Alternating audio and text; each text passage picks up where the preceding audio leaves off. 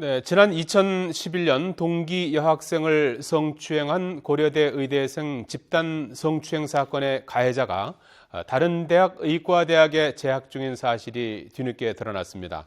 현행법으로는 문제가 없지만 성범죄 전과자가 의료인의 길을 밟는 것에 대해 동료 학생들이 문제를 삼고 나섰습니다. 박광열 기자입니다. 지난 2011년 고려대 의대생 3명이 같은 학년 여학생을 집단 성추행했습니다. 이례적으로 징역 1년 6개월 이상 실형을 선고받은 이들은 재입학이 불가능한 출교 조치를 받아 학교에서 쫓겨났습니다. 하지만 가해자 중 한 명인 28살 A씨는 출소 뒤 다시 수능 시험을 쳐서 지난 2014년 성균관대 의대에 입학했습니다.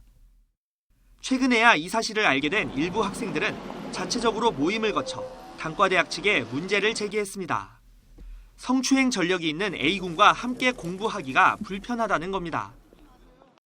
현행의료법상 의사면허 취득 제한사항은 모두 5가지. 정신질환자나 마약 중독자 등이 포함되어 있는데 성범죄 전과자를 제한하는 규정은 없습니다. 그러다 보니 일각에서는 성범죄 전과자도 제한사항에 포함해야 한다고 주장합니다. 하지만 성범죄의 범주가 지나치게 넓고 이중처벌이라는 반론도 있습니다. 의대 수학 과정에서 필수적으로 인권 감수성을 키우는 교과 과정을 운영을 하고 또 특히 성폭력에 대한 어떤 올바른 이해나 태도 등을 구체적으로 학습할 기회를 마련하는 것이 더 시급한 과제라고 생각합니다.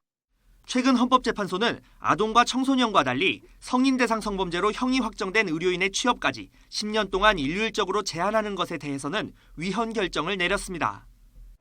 죗값을 치른 데다 직업 선택의 자유를 인정해줘야 한다는 입장과 의료인의 윤리와 신뢰성이 먼저라는 주장이 맞서면서 논란이 커지고 있습니다. YTN 박광열입니다.